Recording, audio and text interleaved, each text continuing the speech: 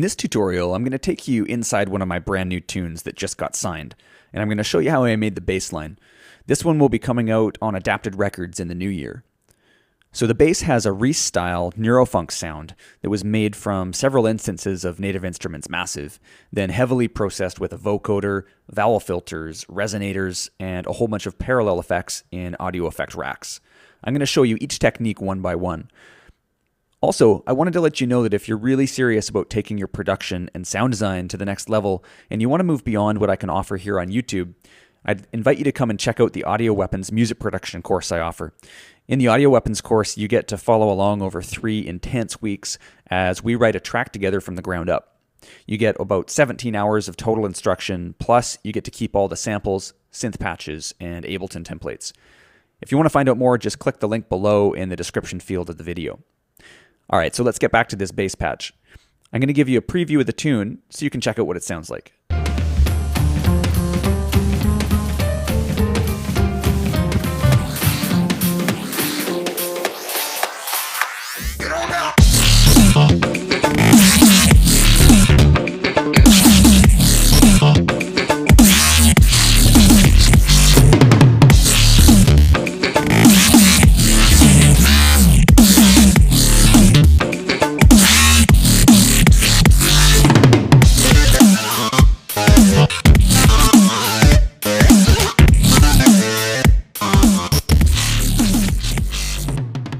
Here's what it sounds like on its own, soloed.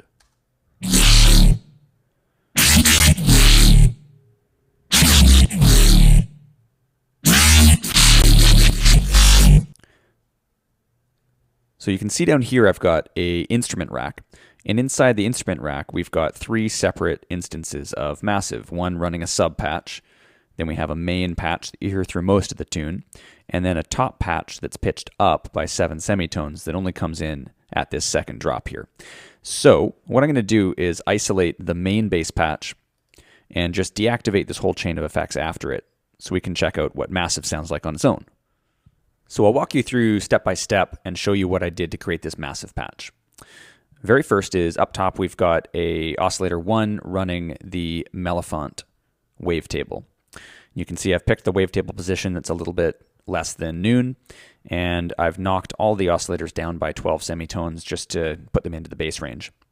Each one of these guys has been put into the bend plus minus mode, and so this is what the first oscillator sounds like. Okay, the second oscillator is the dirty throat. Again, wavetable position a little higher than halfway. And in this one, I'm using an envelope on the intensity knob. And you can see here, the little 1, I'm using envelope number 1, so it's got a nice long attack on it, and then it just holds at a 100% sustain level. So it's going to give it a little bit of movement in there as that envelope moves. So here's what it sounds like with the melofant. Okay. Then we have the third oscillator running a scrapyard. And a scrapyard is one of my favorite oscillators. It's right here. And the scrapyard is loaded with tons of wavetables, meaning even minute movements of the wavetable position knob is going to dramatically alter the sound. So I've taken advantage of that by using an envelope in this case number 2, and I'm using that envelope on the wavetable position knob, but not very much. You can see this small blue line here. I'm only using a little bit of the envelope. So I'm using a kind of a moderate attack. It's going to go up, but then it's going to decay back down. So it's going to move forwards and then back again. So here's what the scrapyard sounds like in the mix. Okay, so together they make a nice beefy sound. Now I did one further step and I activated the mod oscillator.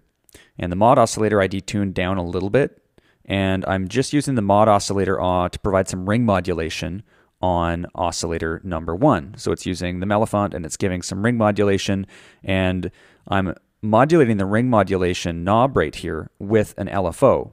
In this case, this is LFO 5. So I've got LFO 5. You can see it's running here. It's running unsynced, so it's not synced to host tempo. So it's giving me this kind of odd warble back and forth, and it's giving me some ring modulation. So here's what it sounds like with that added in.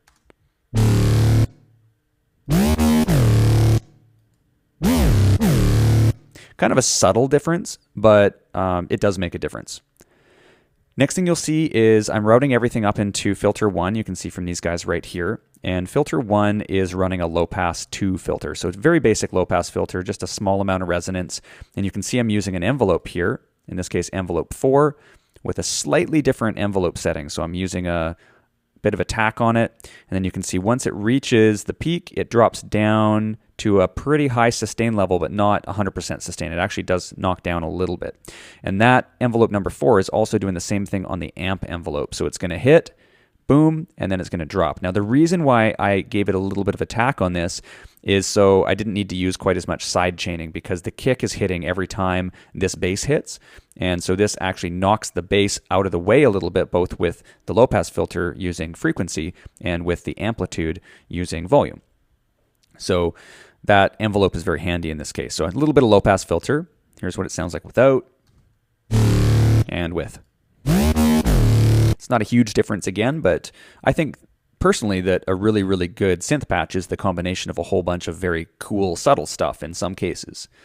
So now we're using a little bit in the way of effects. Feeding into the filter with our inserts, we're using a parabolic shaper.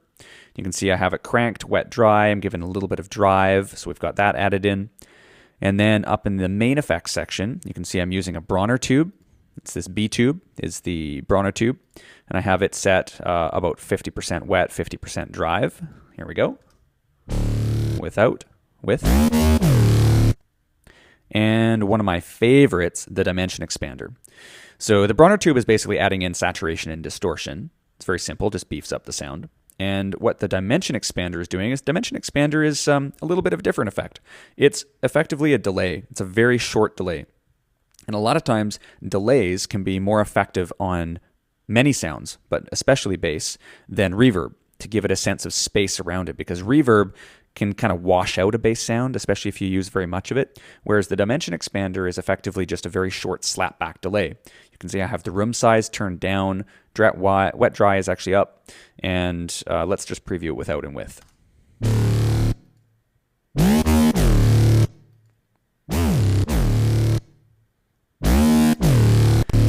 So you can hear immediately when I turn it on, it's giving it this nice lush sense of space. And what it's doing is it's doubling the sound over itself and just giving these very short delays. I really like the sound of that one. And lastly, we have the EQ. You can see I've just boosted the low shelf and boosted the high shelf, which is more or less the same thing as scooping or removing some of the mids. It gives it kind of a more hi-fi sound. So here's without and with. So there's our main massive patch, and that's the fundamental main audible aspect of the sound. Next, I'm going to show you how to do the sub.